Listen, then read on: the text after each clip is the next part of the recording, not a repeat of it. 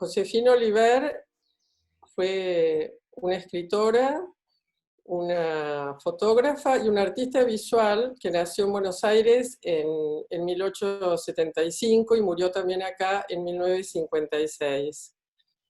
Mi acercamiento a ella era sencillamente porque era la hermana de Catalina Oliver, mi abuela, y estaban siempre juntas las dos.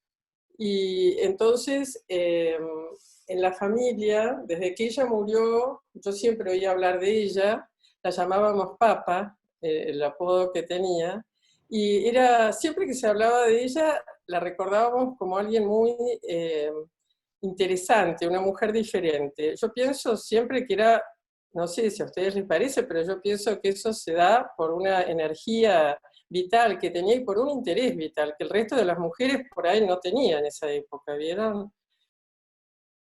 Yo me había enterado que había escrito un diario y recién en el año 2006, en octubre, pensé, pero qué tonta, ¿cómo nunca leí ese diario? ¿Cómo puede ser? Sí, porque pensé en ese diario a lo mejor hay también partes de mi historia metidas.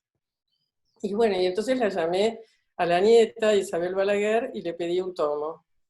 Y bueno, hice un cafecito en casa y vinieron todas las primas que más la conocían, que tenían 18 o 20 años más que yo, y entonces habían estado mucho tiempo con ella y tenían muchas historias. O sea que esa tarde charlamos de las dos hermanas y bueno, lo pasamos regio. Y a la noche, al mirar el tomo que me dieron, me impactó mucho porque además las tapas estaban impecables.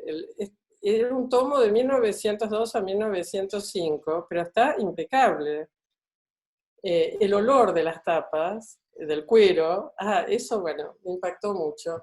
Y, y cuando lo abro veo que tenía fotos pegadas en las hojas. Y entonces ahí pegué un salto, porque las fotos que estaba viendo en esas hojas eran iguales a las que yo había sacado de casa de mi madre cuando la desarmamos con mi hermano, que aparecieron un montón de cosas y de fotos. Acá detrás mío se puede ver allá a lo lejos un gato, un cuadro que apareció ahí.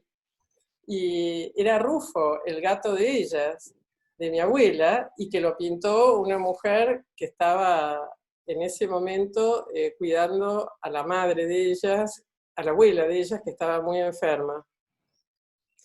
Y bueno, todas esas cosas me las quedé y nunca sabía de quién eran. Y ese día se me juntó todo. Y ahí al juntar, yo tenía más o menos unas 120 fotos y después las que podía ver que había en ese tomo, eso me llevó a pensar que realmente podía ser una fotógrafa interesante de fin de siglo y de principio.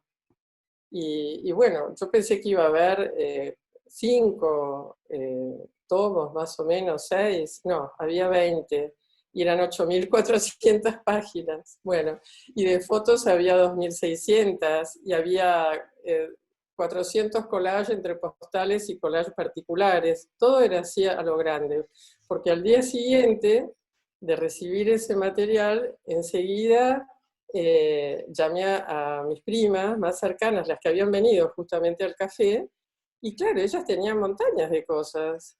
Y bueno, me las fueron mandando y después también enseguida hice 2 caminos. Por un lado, la familia para juntar cosas, pero por otro lado, también quise que especialistas me dijeran algo.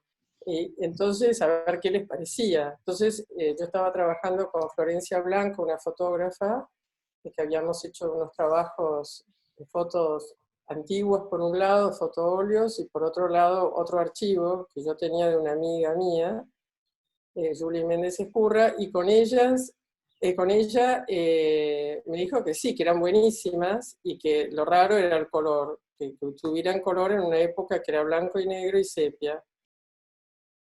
Y bueno, fue increíble. Ya desde ahí, al año siguiente, viendo la cantidad de material que me llegaba, que era impresionante porque eran álbumes, eran de a 50 fotos, cada álbum tenía 200, 300, los diarios que seguían, le pedía a mi prima, a la nieta de ella, y así decidí que la única forma de poder trabajar eso era armar, bueno, digitalizarlo primero, porque tenía que devolver todos los materiales, ¿no? Pero aparte de eso, pensaba que era muy importante que todo este material oculto lo conocieran los profesionales, que por ahí les podía servir para reafirmar tesis, o para poner detalles, o para lo que necesitaran. En 2014, una muestra que se llamó Josefina Oliver, Colores del Silencio. O sea que ya estaba el tema de la luz, el color, ahí.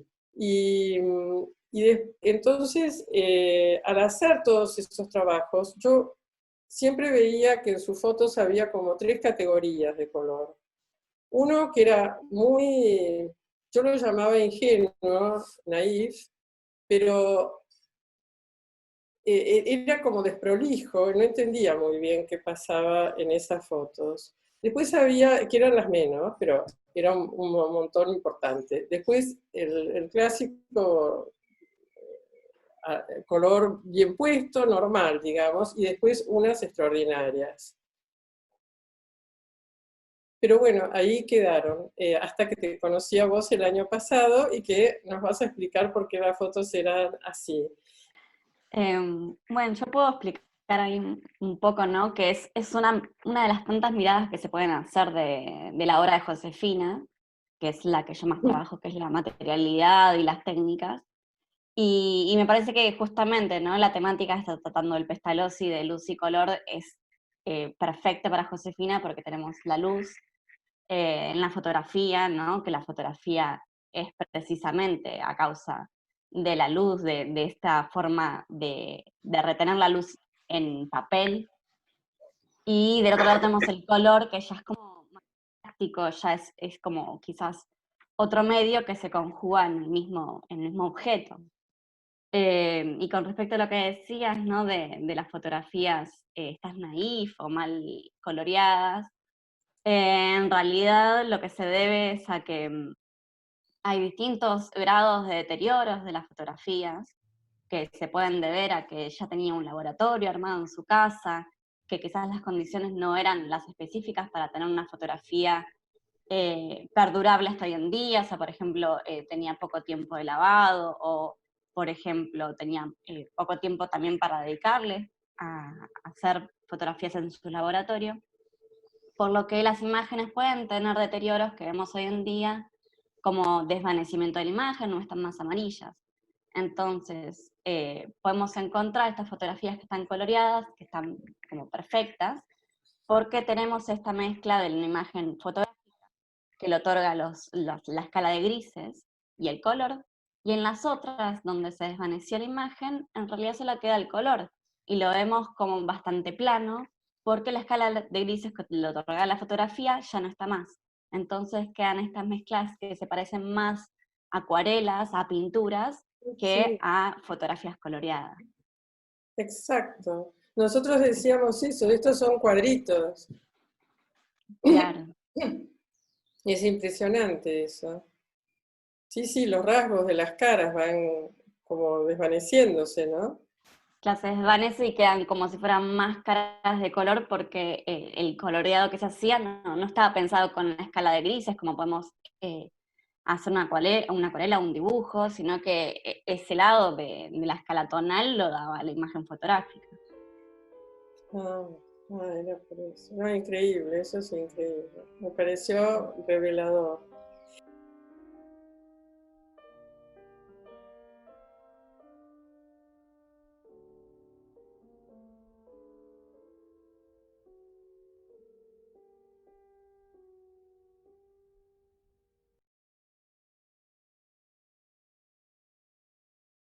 Y Guille, contanos un poco, ¿cómo pudiste mezclar todo ese mundo? Porque es apabullante Bueno, manejarse ahí. primero empiezo con el tema del color, que es la base de la charla, pero bueno, viene todo junto con la idea o las ideas que usamos para poder editar el libro. En principio, del color específicamente de las fotos de Josefina, yo no podría hablar porque creo que el color de sus imágenes no son sea, no se corresponden con lo que yo conozco como color fotográfico. Que el color fotográfico está más basado en las temperaturas de luz que en el color que refleja el objeto, ¿no? O el sujeto que está siendo fotografiado. Entonces el color de sus fotografías es un color pictórico, que es muy interesante, pero es un color pictórico. Y a la vez, como